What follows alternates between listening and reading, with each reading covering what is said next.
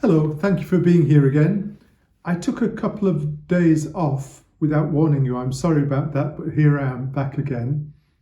I want to pick up today on two themes I've touched on before. One was when I was speaking about the tempest, and Caliban felt that the air was full of noises and music and everything, invisible but present. And the second was when I spoke about blessing. To be a person of blessing is so much better than to be a person of curse, a person of malevolence.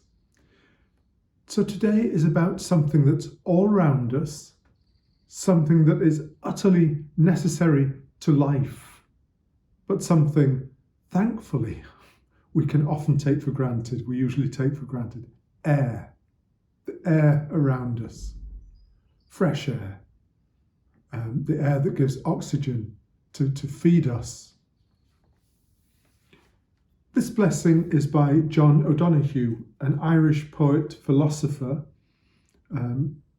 late Irish poet, philosopher, the author of a book called Anam Cara that was very popular, Soul Friend. In praise of air. Let us bless the air, benefactor of breath, keeper of the fragile bridge we breathe across. Air waiting outside the womb to funnel a first breath that lets us begin to be here, each moment drawn from its invisible stock.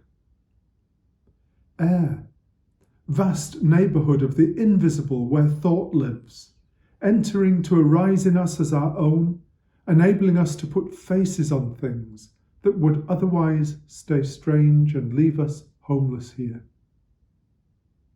Air, home of memory where our vanished days secretly gather, receiving every glance, word and act that fall from presence, taking all our unfolding in so that nothing is lost or forgotten.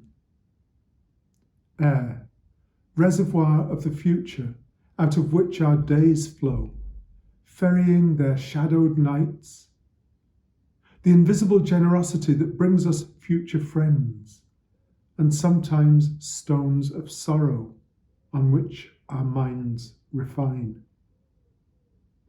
Air along whose unseen path presence builds its quiet procession, sometimes in waves of sound, voices that can persuade every door of the heart, often in tides of music that absolve the cut of time.